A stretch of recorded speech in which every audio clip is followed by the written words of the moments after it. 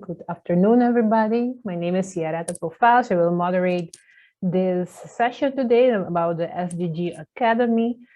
The objective of this session is for participants to get informed on what the SDGs are and what they stand for and how they are used in policies by the government, NGOs, private sector, and academia, and also how people can benefit from the SDGs.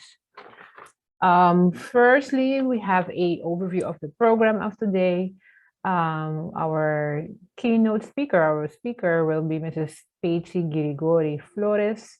And after Patsy's presentation, we have a Q&A, and we will close, of course, with a few questions that are still pending. And I want to remind you also that we have a Q&A button where you can place your questions, and we have also the chat where you can use to just place suggestions or any other topics. Okay, the SDG Academy is actually a series of lectures and educational sessions on sustainable development and the sustainable development goals.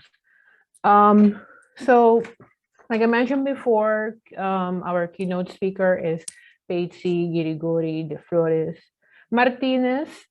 Patsy was born and raised in Curacao, and she holds a Master of Science degree in Physics from the University of Utrecht, which actually with a specialization in astrophysics and subatomic physics.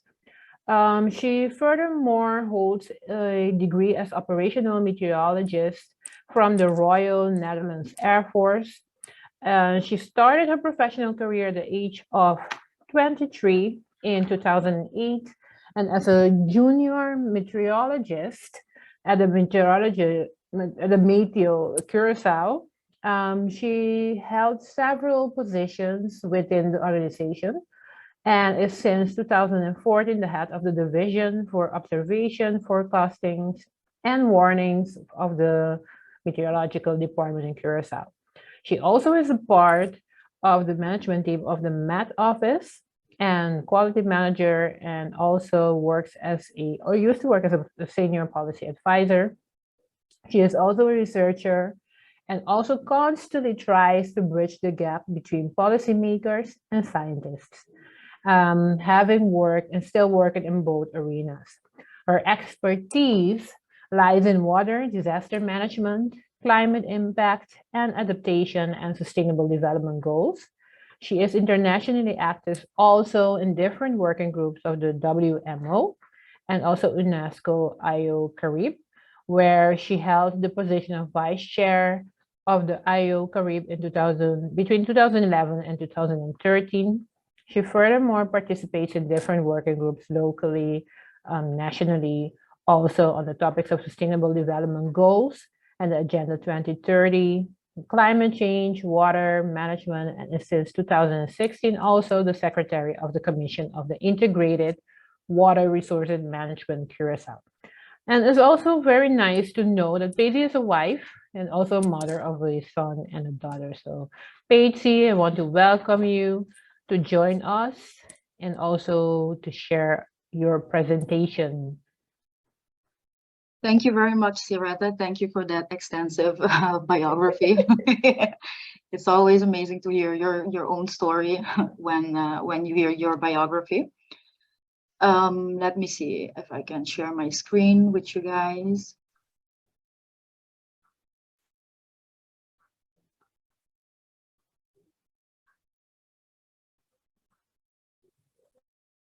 Just a couple of minutes.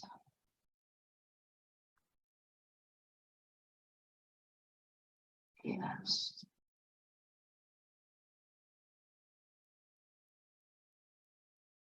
Okay, can you see my slides here, Ata? Is everything good? Yes, everything is good. Okay, fine, thank you. Well, good afternoon, everybody. Today I'm going to give an SDG Academy about localizing the SDGs. And I'm going to explain also what is localizing and why are we doing this? Why is it so important? So the overview of my presentation is as follows. I'm going to say a few words about what does localizing mean? Why do we need to localize the SDGs? Then I'm going to say why it is important to do this, why why does localizing matter, and how do we localize the 2030 agenda. During my whole presentation, I will try to illustrate what we are doing with a case study, and this case study is what we did in Curacao, and it's how we developed the Curacao local 2030 agenda. So I want to start my presentation with a quote, and it's from the UNSCC. That's the UN organization for training for its staff and members. And the quote says, "The 2030 agenda calls on each country to set its own national targets, adapt to their national circumstances, capacities, and priorities that are consistent with the international agreed standards and guided by the global ambitions in the SDGs." So what are we trying to say with this? This means that localizing refers to the process of adapting, implementing, and monitoring the SDGs at the local level within a specific territory. And when we are talking about a specific territory, it doesn't have to be an island. It can be a region, it can be a city, a province, a community, like how we have it in Curacao, like the barrios, that also be a specific of a local territory, or even businesses and organizations. I tried to adapt my presentation so that it could be useful for even organizations, NGOs, and others working with the SDGs, and so they can learn how to localize the SDGs for their own organizations. So the SDGs localizations is basically translating the SDGs into local actions and impacts that contribute to the global achievement of the SDGs. So when we are talking about localizing, this implies that we are taking into consideration the local needs as key to achieve the 2030 agenda. And we are looking, and we are also able to set our priority goals and targets, determine the means of implementation, and adapt indicators to measure and monitor progress. In our context, this means, as I already was saying, that you can adapt our local agenda and work more directly with the communities and barriers, or within your own organization or businesses. So every entity is different, and it has a different challenge and different activities, and that the SDG agendas can simply be implemented in your organization. So why does localizing matter? What we have seen is that the SDGs are global. They are basically a to-do list of what we have to do to make the world a better place in 2030. But during the last couple of years of the implementation, because the SDGs started in 2015, we see that to achieve these SDGs, it is very important to have action at a lower level. As a government, you cannot do everything. So you must work at a much lower level, and especially countries that are very big, that have a federal government and local governments, it is important to work at the lower level. So basically, why do we localize the SDGs is that the achievement of these SDGs will depend on our ability to make them a reality in our cities and communities. So we have to bring down these global goals to what we as people living in a barrio or working within an organization need to do in order to achieve the goals in 2030. How do we go about localizing the agenda? It's a 5-step plan. It's easy. It's not rocket science. So I'm going to go into each and every step of these, and I'm going to show you how the Curacao one was done. So basically, the steps are that we must understand the SDGs, we must determine the priority SDGs, then we set sustainability goals and targets, we integrate, we make action plans, and then we measure while we are implementing, and especially communicate and report. This is very, very important to do. So when you're talking about understanding the SDGs, as I already said, the SDGs are basically a to-do list to make the world a better place for us all in 2030. And what we are looking at is that we must achieve a balance between economy, so our prosperity, the economy, We must, and also between society, the people within our communities, and our environment, the planet, the biosphere. So basically what we are trying to do is achieve a balance between these three, where none of them are have negative effect on the others. In order to understand the SDGs, you must understand the overall objectives of the SDGs, the context, the goals and the targets of the SDGs, the necessary implementation tools, and the indicators.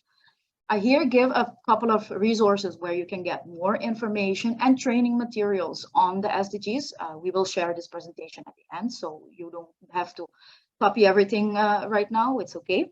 But what we see is basically that you must understand the SDGs at a very profound level to be able to localize them. And the SDGs are based on a couple of principles. And I want to cite these principles because it is very important to know these principles in order to be able to understand the SDGs. These principles are that they are based on experience. The SDGs built on experience and lessons learned from the MDGs. First, we had the MDGs and we implemented those, and we did not reach the MDGs. So from the lessons learned from that implementation, we then developed the SDGs. They are multidimensional, and it's a multidimensional approach to sustainable development. So you must understand the interlinkages between, as I was already saying, the economy, the prosperity, the society, and the biosphere, how these interact with each other and what are the influences. So if I move something here, if I move something in environment, what will happen with prosperity and what will happen with the people. So we must always strive to achieve a balance in that. It's also about leaving no one behind. It's for everybody. This means that the agenda is for everybody. We are working towards a community where we leave no one behind. This means no girls in our community, but older persons, the younger generation, everybody has to move forward to reach the 2030 goals. Also small communities, for example, small groups within our communities that maybe we don't think of, but they are important in this matter. The SDGs are global in nature, so they are presented at global goals and global challenges, but every country must look at which are the SDGs that are relevant to them. Because, for example, some countries are much more further in, for example, gender equality, so that would not be a relevant SDG for them, but they are maybe slower in reducing poverty, so they should work more on poverty. The SDGs are universal of nature, so they apply to every country in the world, and actually I already explained that. And it's regardless of the income of the country. So it doesn't matter if you're a high income country or a low income country, everybody is involved in this area. And this is a very different compared to the MDGs, because the MDGs were really looking at low level income countries. The SDGs are also integral of nature. So the agenda is an all-encompassing and interconnected in all its dimensions. And I'm going to go into that a little later. And it's also inclusive. The agenda implicates that all levels of government, all stakeholders, and all people should be included in this agenda. So we are working towards achieving, including everybody. The agenda also is measurable, so we do not only make goals and work, we also have to measure and see if we achieve them or not, and draw lessons upon that. So when we talk about multidimensional thinking in the SDGs, I want to illustrate this with this example. For example, if you look at the SDG number 1, which is about no poverty, then you see that there is an explicit link with SDG number 2, for example. SDG number 2 is for zero hunger. If a family lives in poverty, this usually means that they do not have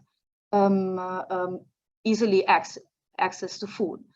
maybe they did not have education, a high quality education, so that is 4 is included in there. You see that a lot of times when you have this, in especially other countries where you have the families are poor, girls cannot go to school and cannot educate themselves because they have to stay home and help in the household. So you see that gender equality is affected. You see that there is no employment. So SDG 8, economy and decent work and economic growth is in place here. You also see that often they live in slums. The area where they live, the cities where they live are not well equipped and good for living. So SDG 11 for sustainable cities and communities is there. You see that they are very prone to disasters. If something happens, if there is a hurricane or flooding, usually they are the ones that are earlier affected, and also the part of their environment. They do not, they are not very interested in environmental aspects, in species conservation, etc., because they have other problems or challenges that are more important than let's say the environment. So you see that there are explicit links in there, and then for substantial links, you see that, okay, oftentimes when a family lives in poverty, this means that their health is often, or they do not have access to health, or their health is deteriorated, they do not have access to water, SDG 6, or they cannot afford energy. So you see that when you are working on one SDG, you are also working on the other SDGs. So later on, when I explain how we make the plan, you will understand that you do not have to work on all 17 SDGs. You have to choose what are the priority SDGs, and then based on those, working on those, you will also work on the other SDGs. Okay, then we go about determining the priority SDGs. In Curacao, we did this differently than I'm explaining it here. In Curacao, we use the MAPS combos method to do this, but there are different methods to go about this. So you can, for example, use a scoring method where you look at the positive impacts of your organization's activities on the SDG objectives. So what are you going to do then? Then you should look at you must identify what your organization is doing. So for example, I'm an organization that is working on materials for education. That is my main business. How does this impact what is the impact of this on the different goals, the different targets? And then you will have to look which SDGs will help you to increase your positive impact, and which SDG targets would help you to minimize your negative impacts. I will illustrate this with the next example. As I was saying, we're looking at an organization that produces teaching materials in sustainable agriculture, for example. What you see here in this table is one of our local targets. One of our local targets for the Curacao 2030 agenda is environmental awareness. The organization is working on education, teaching materials on sustainable agriculture, so its direct impact on sustainable tourism will be 0. So we scored this with a 0. Then if you look at the sustainable lifestyle and education, it says that people in Curacao have the relevant information and awareness for sustainable development and lifestyles in harmony with nature. For example, if this organization is working on sustainable agriculture, it's working on sustainability, and in its lectures, it has tips and tools on how to harmonize our lifestyle with nature, then you see that there is a direct significant impact, and then, for example, you would score it with a 3. If we look at food systems, we see that indirect, this organization can help reduce food waste if, for example, they are using or teaching circular methods, and also if they're producing, they can help in the production of in the local production, because they're teaching others to produce. So we give them a 1. So this is basically an example of how you could develop your own scoring method, because what I'm doing here is that if the activity that you are doing has a direct impact and this impact is significant, I'm scoring it as a 3. So for example, in my example right now, this is an area where you are contributing a lot with your activity, but these two areas, you have an indirect impact, you are not directly contributing to this area. So we score this with a 1. Because we have 4 possible targets, this means that the maximum score is 3. So you would have that 12 would be the max score that you could have. And based on this example, you see that you score 5 out of 12, and this is 42%. So if you do this, if you take our local agenda and you see the definitions, and then you look at your own value chain, and basically that means that you are looking at the activities of your own organization and what are you doing and what is the impact of what you're doing, then you can score this easily using this type of method. And for example, your priority SDGs would be the top 5 SDGs that come out of this scoring.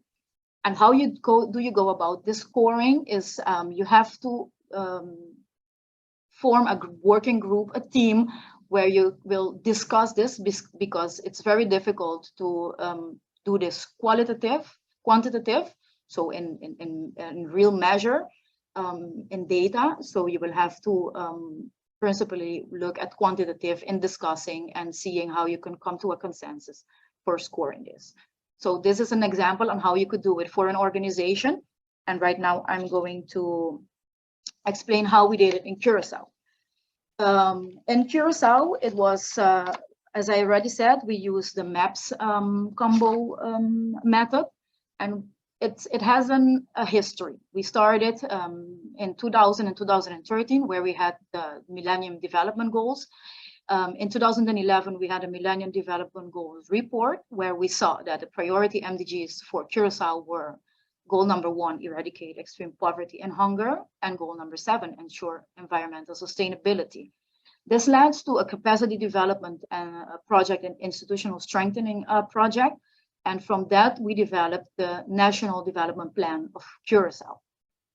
The National Development Plan identified the main development challenges, and based on these, introduced priority areas to make progress on. So we saw that there were 5 building blocks: education, economy, national identity, good governance, and leadership, and where sustainability was also a main driver within this national plan. When the SDGs came about, we were able to directly link these areas with the SDGs. For example, education was directly linked to quality education. Economy was directly linked to decent work and economic growth.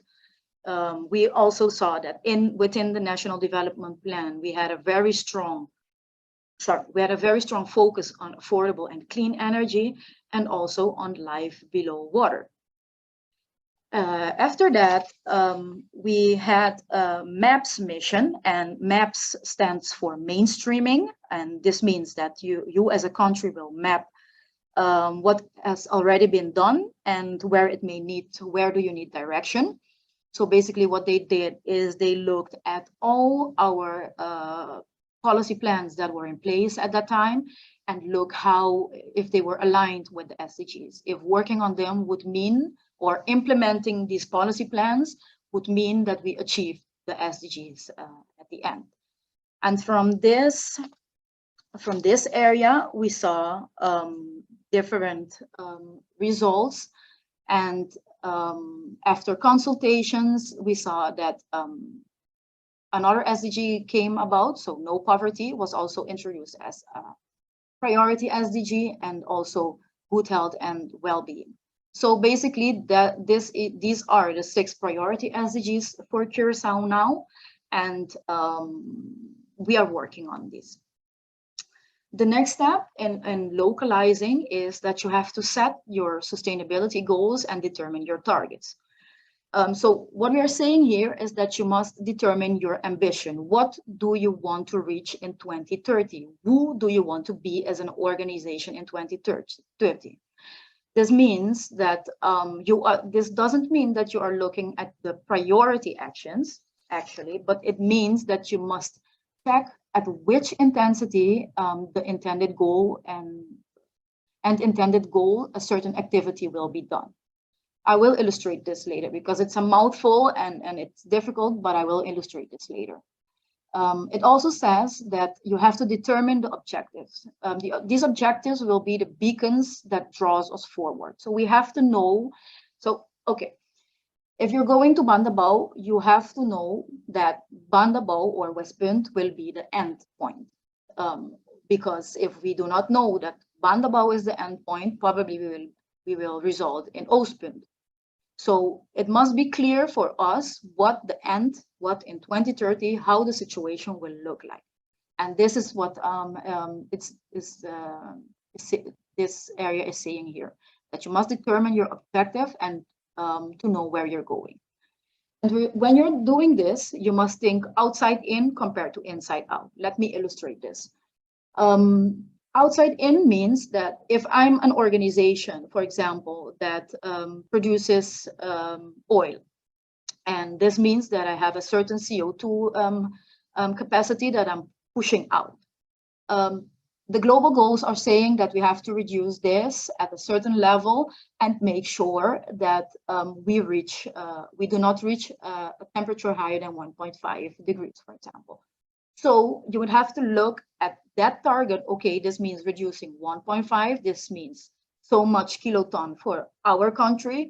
And my business is a contributor of 50% in this. So this would mean that I would have to decrease my CO2 with so much. Compared to if you're the organization and you say, well, I think 20% would be okay. 20% is no problem. 20% is reachable, so it would be okay. So what we're trying to say here is that the focus should be on reaching the goals. So you have to look at what the goals are saying and what is your contribution to that goal, and then how you can adapt your plans and determine your objectives. And after that, of course, you have to have performance indicators, key performance indicators. So we have to measure if you are reaching the SDGs, because when you're measuring, you know that you are reaching your goals, and if you have to stir or change plans, etc. For Curacao, we determined the goals. These are the 8 goals for Curacao, and they are basically linked with SDGs. And let me explain how we came about this. We had a lot of consultations with different people, with different stakeholders during our previous sessions of the SDG Action Week. We discussed the Vision 2030 during our first SDG week and developed and talked a lot. And then at the end, we came about these 8 goals that we want to reach as a country. And those were all based on the roadmap that we identified earlier in the MAPS Compass mission. Here you can see all our goals. The circled ones are our goals. And then you see these spider legs. The spider legs are basically the targets that we want to achieve, the objectives, as we say, doelstellingen in the Dutch. So for each goal, we have determined a couple of targets, and we have also defined what these targets means to make it measurable and then to be able to achieve them at a later stage. After you determine your goals, of course, you must make your action plan. You must make your plan to see how you are going to achieve the SDGs, how you're going to achieve your goals. So to do this, that's then step number 4, where we develop an action plan, and we will see how we will achieve the objectives in this action plan. It's a roadmap, it's activities that you're implementing to see how you will get to the goal. You develop a structure on how to coordinate things, manage things. If you're a small organization, maybe this would mean that the management team is working on this.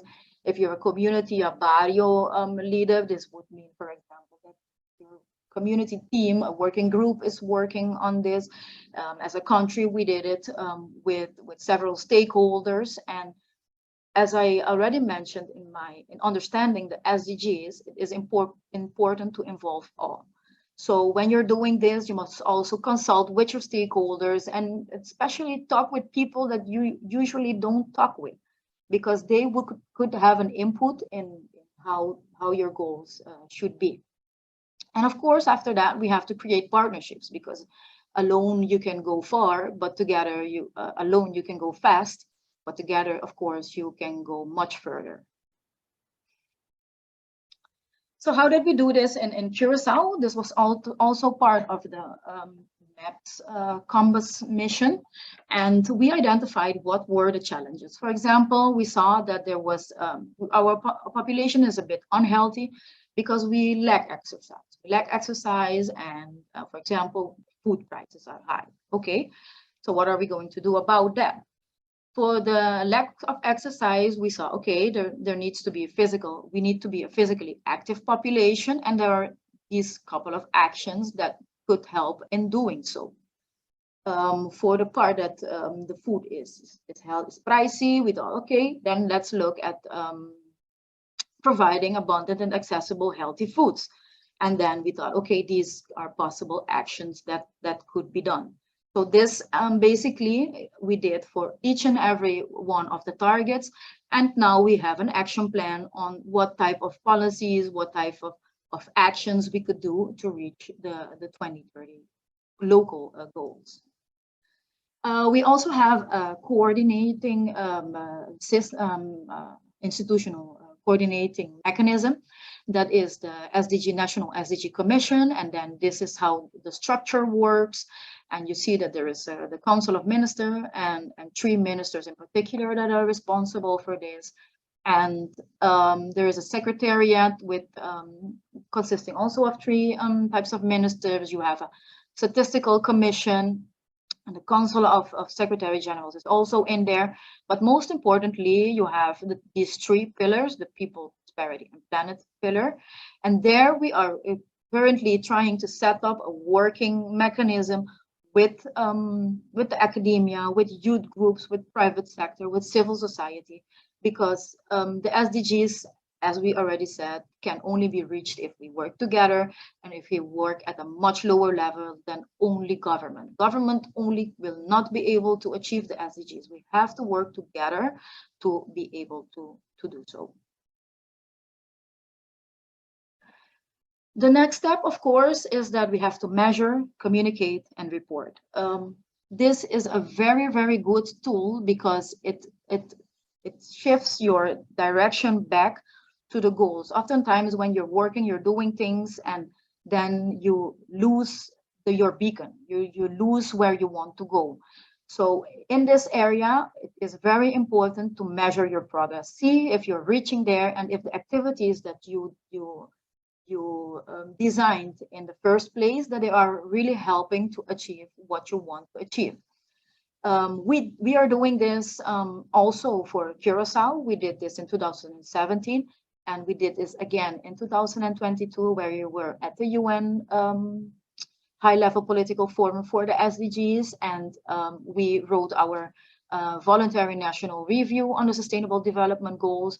And in this review, you can see all the progress that's been achieved during this time, since 2017 to 2022.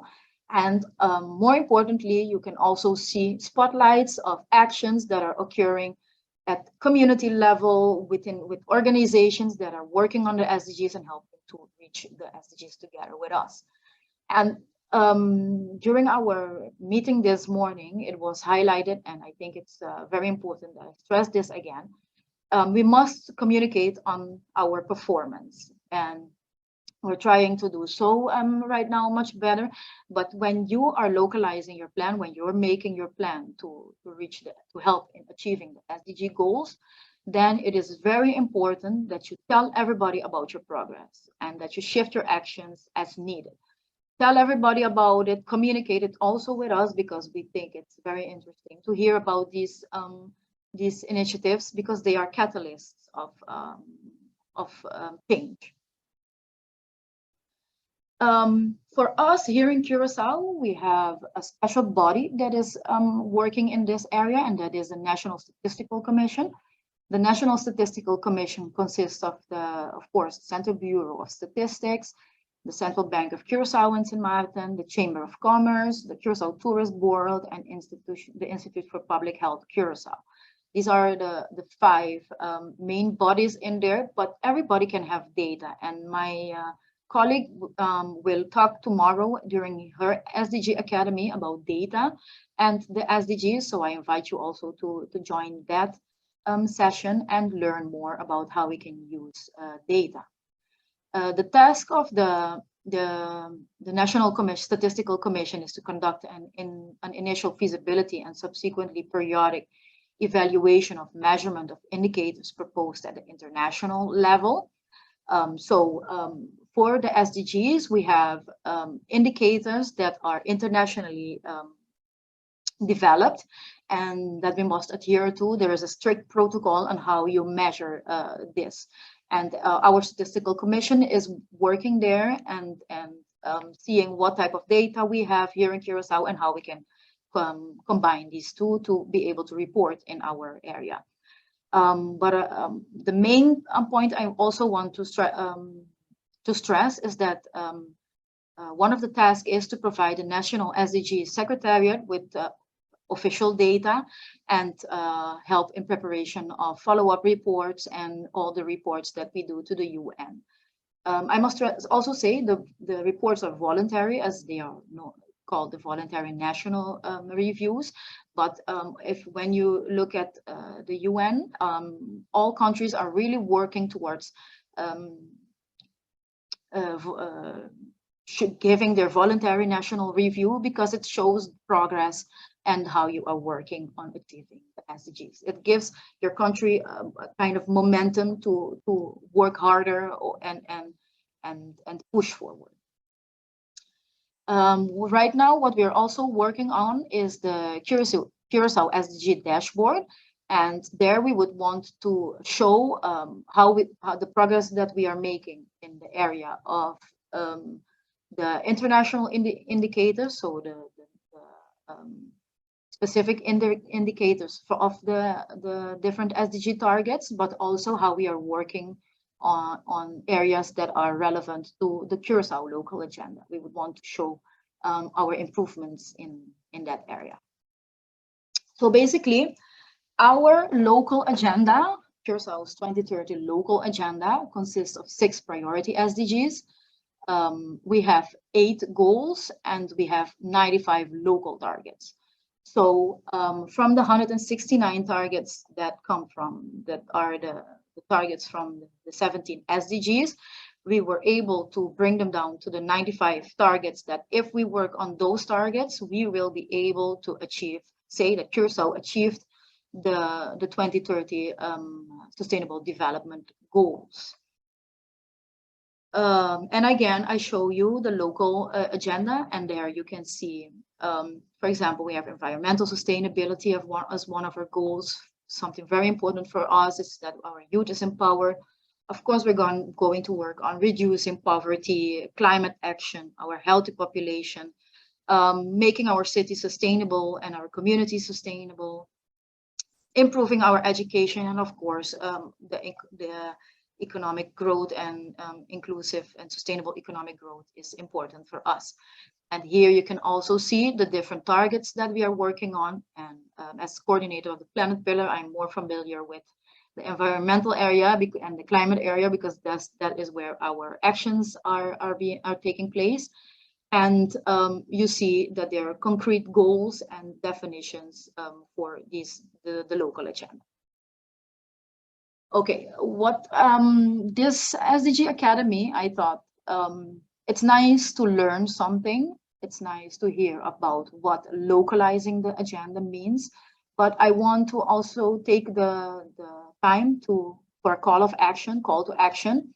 And this is basically the 5-step plan that I'm giving you on how to localize the SDGs for your organization.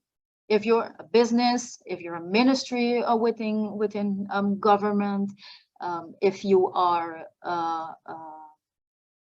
an NGO, if you're a community leader, if you're working in the barrios, you can easily develop your own plan and learn more and help us achieve the Curacao 2030 agenda. And to do this, of course, the first thing you have to do is read up and do some research about SDGs. You must understand them not on a basic level, but on a profound level. So dig into what the SDGs are, what are the targets, what are they trying to achieve, what are the methods of implementation, as I was saying earlier.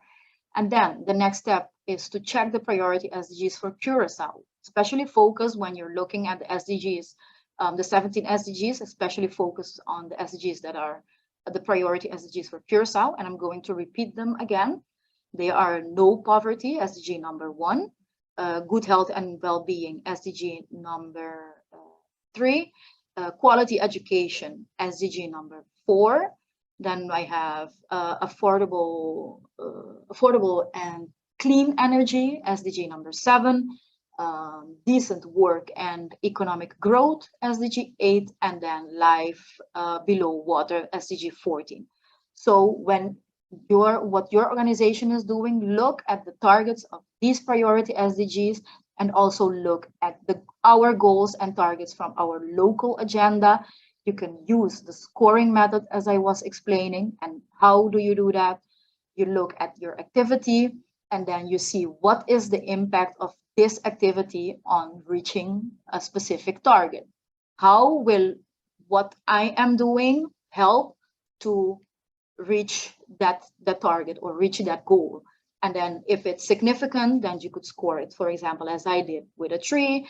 If it's indirect, that you are not working directly on achieving that target, but what you are doing will indirectly result in an impact, then you can score it, for example, as I did with a 1. And if there is no link, then you score it with a 0. And then see how much, what are the priorities in our local agenda, and then you will see what the priorities will be for your organization. And then you can really contribute directly to Curacao achieving its local agenda and working on the priority SDGs that are important for Curacao.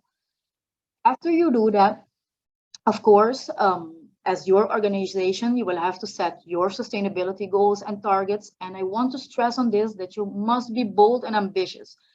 As I was explaining, it is very important to look at what we were trying to achieve as Curacao, and then try to see what will how much impact is your contribution, or how large is your contribution within that, and then determine your goals and your targets. Make your plan of action and start doing things. Promote what you're doing. I want you, when you're doing things, please, you're posting on socials, please use the Curacao 2030 hashtag, because then we can also follow you and we can help put your information on our social media pages, and we can see that then later when we have to report, it's much faster and much easier to show what we are doing as Curacao. And of course, we want to show everything that Curacao is doing, because that makes us proud as a country. And then continue sharing, and also measure what you are doing, see if you're reaching your goals and your targets, and then if that is not the case, shift your plans, adapt your actions, that you can still achieve what we are trying to reach here in Curacao. So this is what I wanted to talk about in this SDG Academy. And if there are questions, there are clarifications, I'm here for that.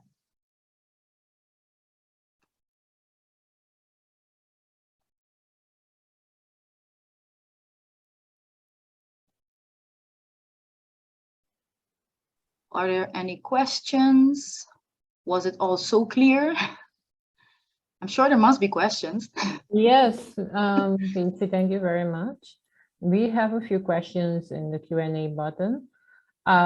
Firstly, we will address the first one. What will be added or of creating and doing the scoreboard? I think the dashboard, does it mean? Yes. No, I think it's the The scorecard that I different was, scorecard. Yeah. yes.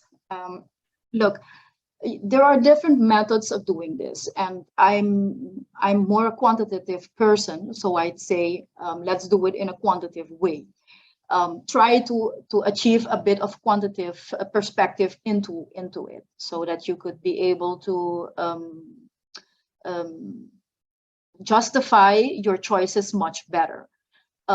It's a method that I think is easy to use, but I know also that there are different other methods that can be used. But for me, I use the scorecard because I think it gives you a much nicer and a quantitative touch to prioritizing SDGs. I hope that I answered your question. If not, please Sign. tell me that. Okay, the former question was from Aixa Ostiana. The next question is from Yolanda Will, and it's about, can we get a detailed explanation of the scoring part? Yes, it's something that we have to finish in developing. During this SDG Academy, I tried to make it as simple as possible that also your organization could do this, but it's a method that we still have to develop. It's going to be very straightforward, very easy, and we can make sure of that. We can provide that later. Yeah. Okay. I think Ostiana was referring the added value. Also, I think she was of using a scorecard. The scorecard, yes. I think the added value is that you will be able to justify for your organization, especially if you're a business or you're an NGO, if you're looking for funding in other places, you will be much better able to justify why you chose a certain SDG to work on. I think that it is very important to work on the local agenda of Curacao and the local priorities that we have as a country. It's okay to work on other SDGs, but as a country, we chose these 6 SDGs. And you must remember that when you are working on these 6 SDGs, you're also working directly, indirectly on the other 11 SDGs. Okay, I think Andy was referring to a specific slide, but I don't know which slide. If you could mention the slide in the chat, then we can provide that, the specific slide that you're referring to. Then from Annaluz van den Ende, I received a question about if you can localize the SDG to my organization, is there a place where I can meet other organizations that do so to learn from each other? Right now, we are working on developing this type of thing. We do not have this, but people can always contact us at the National SDG Commission, and we are able to help and talk about this and go about helping with methods on how to do this for specific organizations. Okay. Oh, the one Andy refers to the slide, to the connected all the groups and that. Yeah. Okay, so we can provide that. You mean, let me see, this one? I think. Okay. Yes. So we can do that. We will provide separately. Yes. Okay.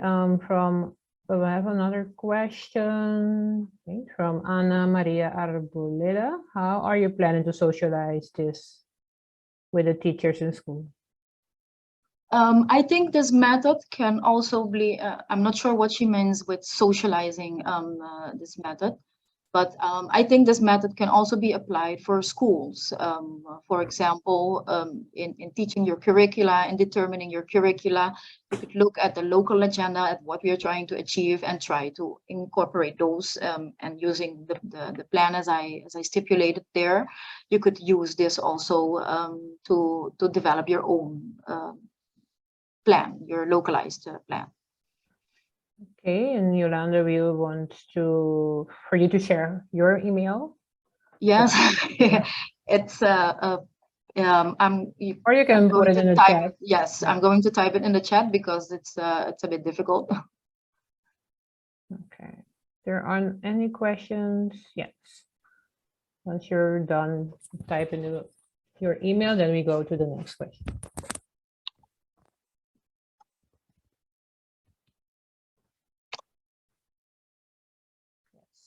So you place that in her email in the chat. You can contact her. I have another question from Ike Ostiana. Do you also work together with BPM on this because they help organizations reach sustainable businesses? Partnership in this way could help align companies' goals with personal SDGs. Yes, I must say this method is in kinderschoenen, as we say it in Dutch. It's something that our local agenda has been finalized now, and we have been brainstorming and thinking on how can we push this forward and make it possible for companies and organizations to be able to connect to the local agenda and work towards the local agenda. So that connection on this specific topic with BPM has not been done yet, but I think it's really something that in the course of the days to come that it's possible to do so. But it's a very good point that I know that BPM is doing a lot of good work and especially on sustainability.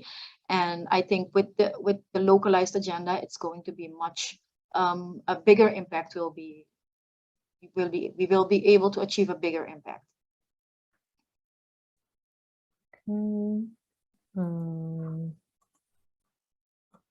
Let's see. Okay, we don't have more questions. I can check the chat. I had a question specifically about the how far is the localizing process paid fee? I'm curious.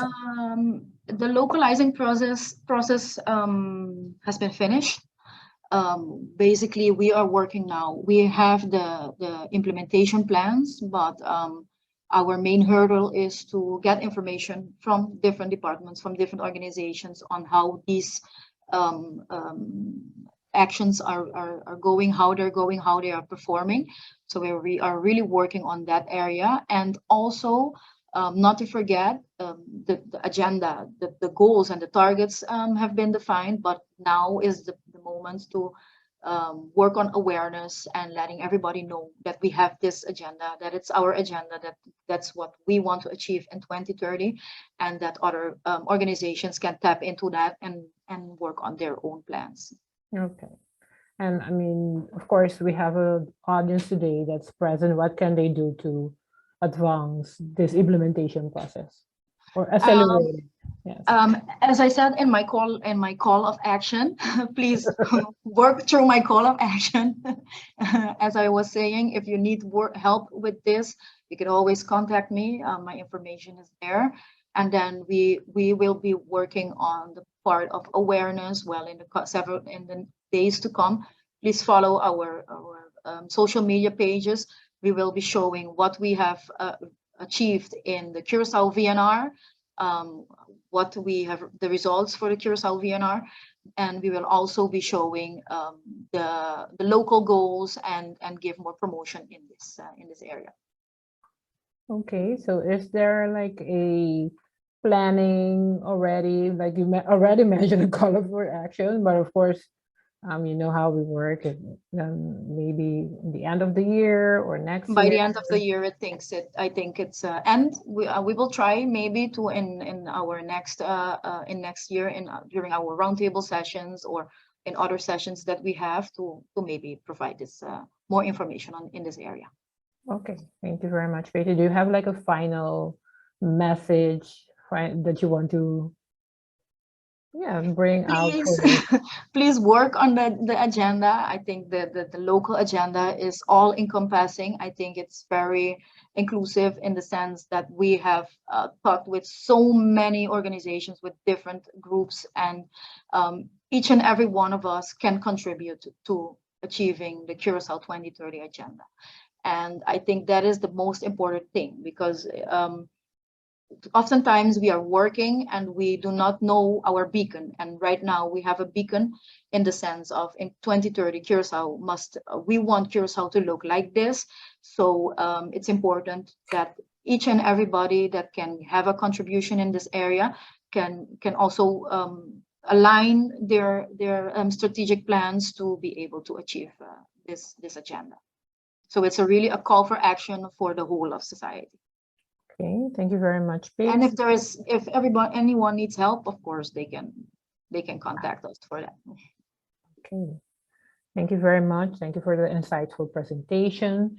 And also thank you to the audience for joining us today. I want to remind you also, tomorrow is the third day of the SDG Action Week. And we will start the day, actually the morning, with the roundtable of people pillar with the theme culture, lifestyle, and health, which is more about how can you improve your lifestyle, of course, and your well-being, so you can prevent non-communicable diseases such as diabetes, cholesterol, and hypertension. So that starts from 9 until 11, and in the afternoon, we have another session of the very interesting session about the SDG Academy, which is more about data and the SDGs, which is about from the official to the local indicator, so used in the VNR, and that session starts at 3:30 in the afternoon. So thank you very much for joining us, and maybe we will see each other tomorrow morning at the roundtable for people. Thank you and goodbye. Bye. Bye.